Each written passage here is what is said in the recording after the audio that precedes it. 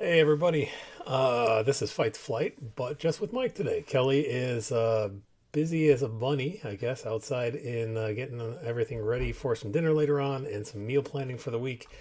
Turning over a new leaf this Easter weekend here. Finally, pulling together some of our promised healthier living choices and all that sort of thing. We figured what better way to go about it than as spring is coming in here and a season of rebirth and rejoicing and all that sort of thing. So, stuck with me today for a little bit. We're also looking at potentially coming through. So, happy Easter to Joe and to Jeannie. Glad you're spending some of your Sunday here with us. Also looking at maybe doing something a little differently with our scheduling. We've had obviously a lot of disruption on these Sundays, and as we start getting into summertime, it's probably going to be even more so, especially in the weekend. So we're looking at probably moving toward an evening show during the course of the week, maybe even every other week, something like that. Right now, we're looking at something like every other Tuesday around 6:30 or so. Um, Kicking around some ideas. Sounds like Kodiak wants to join the program here. You may be able to hear him in the background a little bit. But yeah, that's kind of what we're looking at right now and see what we can do to make things a little bit more consistent. Build a good audience here so that we can share our infinite wisdom with everybody out there. So, but like I said, in the meantime, kind of stuck with me today. We're going to go back a little bit. We did want to do a nice little recap of what we did last weekend, which was fantastic.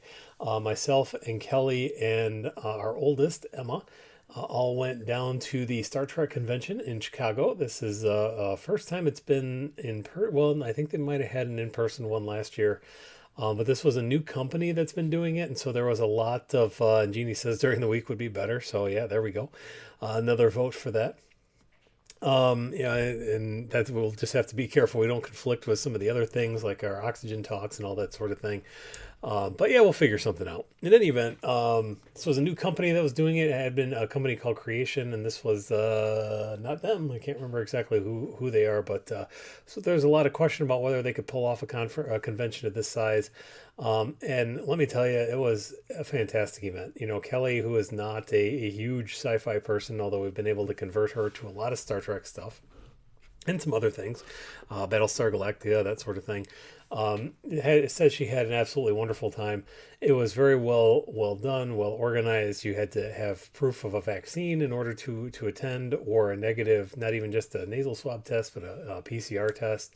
So it was a relatively safe environment, as safe as any of these things could possibly be. Um, but we felt comfortable there. It was very include conversion by osmosis. Um, yeah, it was a very welcoming event, very inclusive event. You saw people from all walks of life, every kind of coupling, every kind of family. It was really nice to see such a welcoming environment. Star Trek has really been, I think, at the forefront of a lot of inclusivity. It's funny. We belong to a couple of Facebook groups that talk about Star Trek, and the current versions, the current iterations have been a little bit.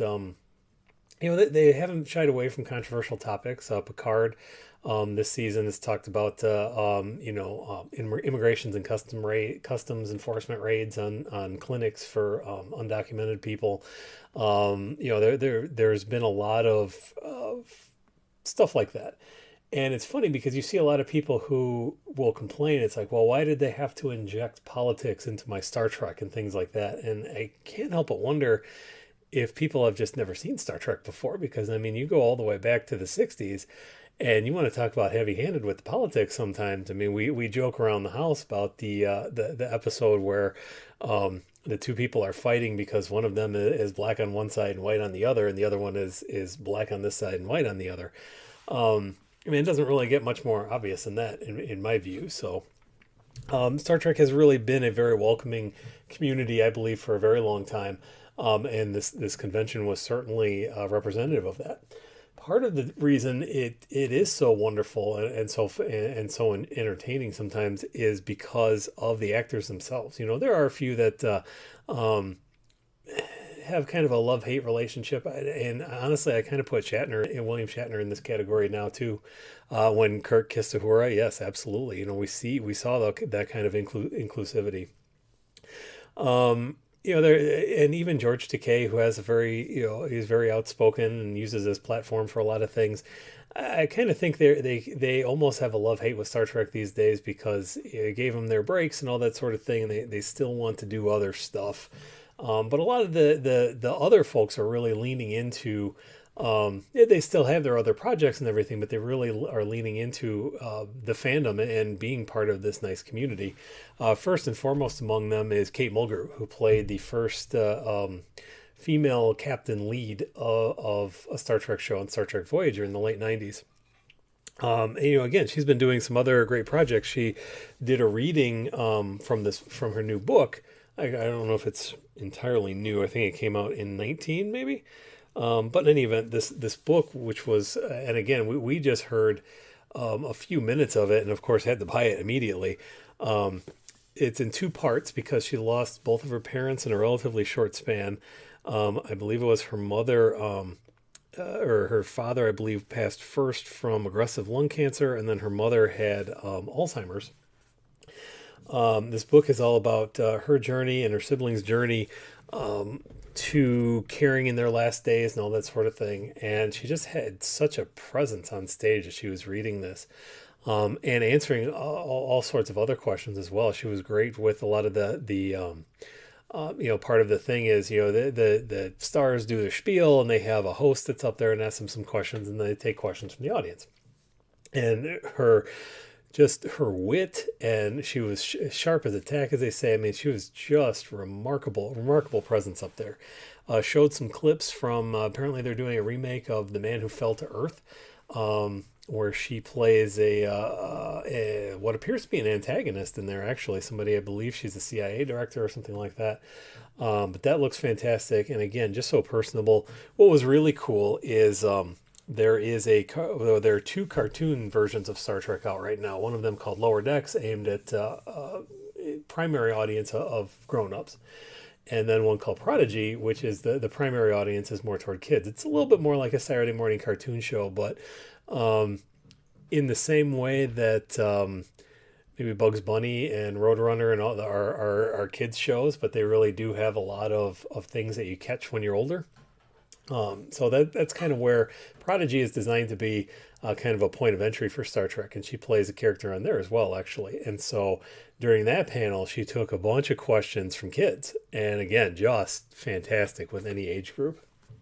And so then, courtesy of Emma, who now has joined the workforce and is excited to have their own spending money and that sort of thing, Emma got us a photo op with Captain Janeway. And we had the book there, and also picked up an autograph. And it says, "To Emma, go boldly, Kate Mulgrew."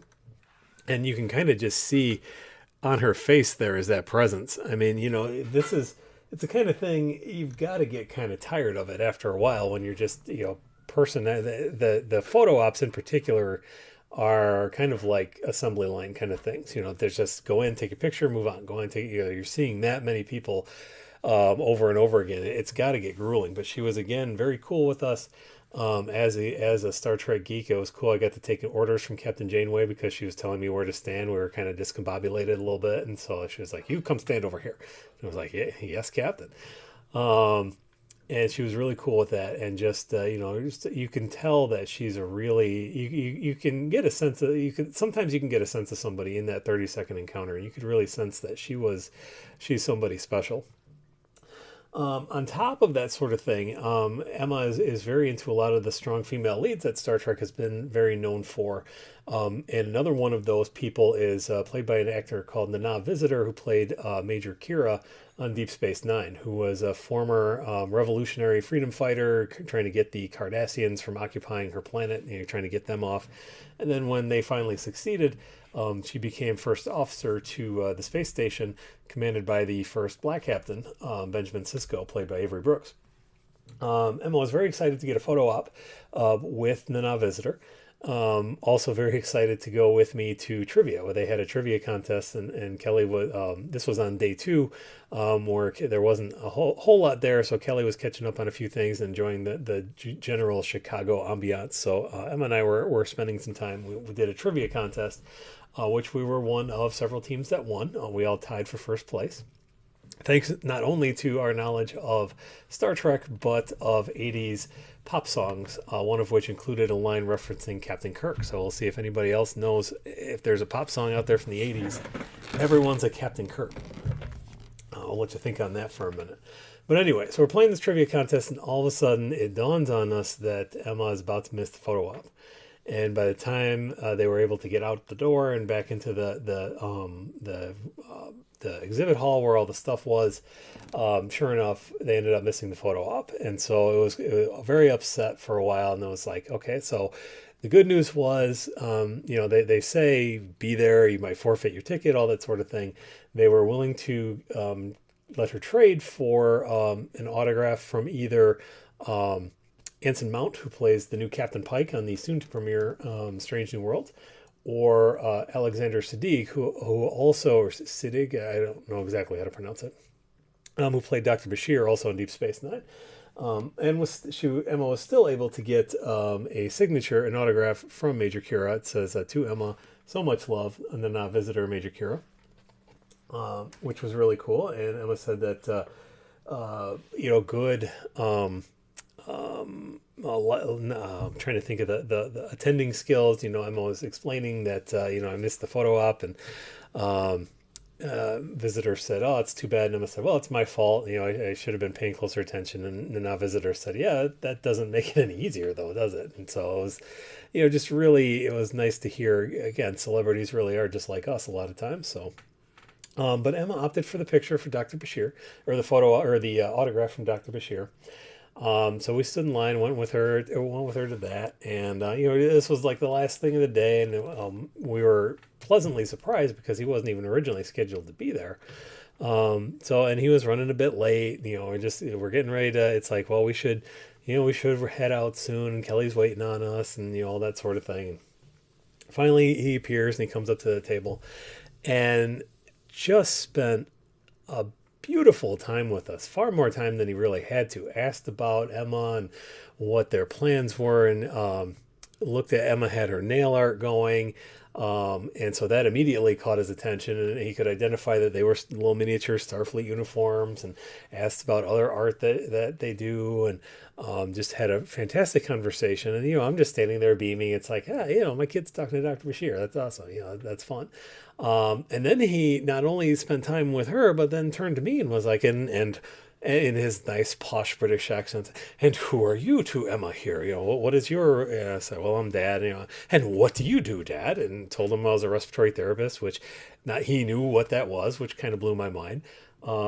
He knew where Kalamazoo was, which also kind of blew my mind. And I was kind of joking with him. I thought we were going to have to do our typical Michigan hand thing. And he had known about that and called us America's High Five. And just, again, spent far more time than he had to and than he was obligated to talking to a fan, and just really had a nice, authentic, pleasant experience. And it was just a lovely way to end the weekend. So, I guess the moral of the story here is, they say that you should never meet your heroes, and sometimes that's true. I mean, we had a photo op with Shatner, and he was kind of cool, but I see he's kind of turned weird and on certain things in the last few years and all that sort of thing. But sometimes it's okay. Sometimes you can go and you can have a really good time, and maybe I guess the big lesson is, don't assume you know how an encounter is going to go, because there's always room to be surprised at this sort of thing. So. So that was our weekend last time around, and then we had quite a busy week. Getting back into the swing of things. Our work continues all the time at the foundation. Kelly is getting into her research role pretty well. They're getting ready to start a new study, so there's all that implementation and launch stuff and all that sort of thing. So. And then again, we're looking at, I'm looking at the sunlight right now, streaming in through the window, which is quite nice. It's still a little on the cold side. It's only been in the 40s, maybe low 50s, which, isn't terrible. but it's a little bit cooler than I would like to see it in order to do some of the outside stuff that we really want to get done.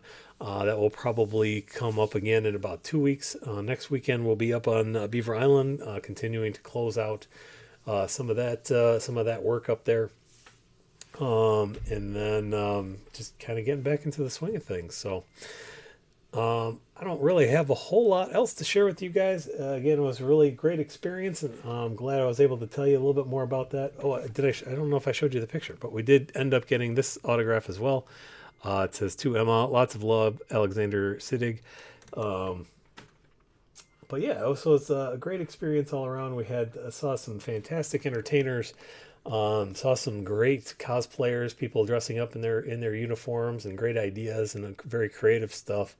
And it was just it was a really good experience all around, and something that I was very excited to be able to share with the family and tell you guys all about it. So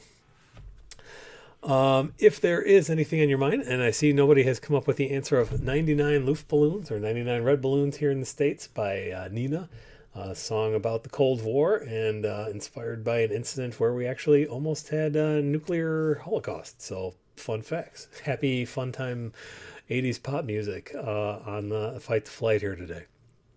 But on that note, we'll go ahead and wrap things up here. Again, like I said, short show. I will post very soon. Kelly and I are going to lock down exactly what day it's going to be.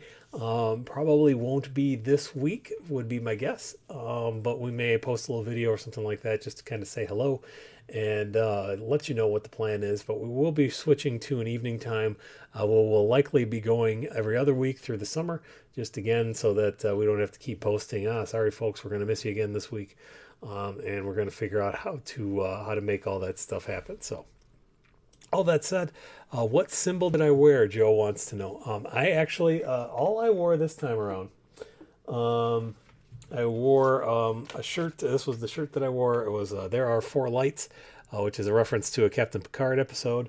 Actually, didn't wear it. Well, no, that's not true. I had my original series red shirt, engineering, security, operations. Socks on because I couldn't find my science and medical one, so I wore my red socks, but not a red shirt because we all know what happens when you're wearing the red shirt. So, but I did decide that because honestly, we weren't 100% sure we were going to be able to go to this one just with COVID or anything like that until probably about a month ago. And then when it became, time, I was like, well, we could pull that off. I was like, well, the last time I wore, a gold command shirt and was like, I don't really want to do that again this time, but I don't really have time or energy or bandwidth to really dig into doing a lot of, being that creative. So we just kind of rolled with it. Emma wore her Voyager sweatshirt to meet the captain. Kelly wore one of our shirts. Don't ever wear a red shirt in Target either, especially now with khaki pants. That's very true. So, like I said, really appreciate you guys coming out and spending some of your Easter Sunday here, and we will get our rhythm going again a little bit, and we're gonna have some fun times. We really do enjoy these conversations, these little chats we have together, and we want to do them a little bit more regularly and start building our Fight2Flight family, our Kelly Swellies, we probably won't quite get the level of Star Trek fandom, but we can bring in a few more people into the fold, that's for sure. So with that, hope everybody has a great rest of your weekend. Have a great Easter, have a great start to your week coming up here, and we'll see you very soon here on Fight2Flight with Kelly and Mike. Take care, everybody. Take care of yourselves. Take care of each other, and we'll see you next time.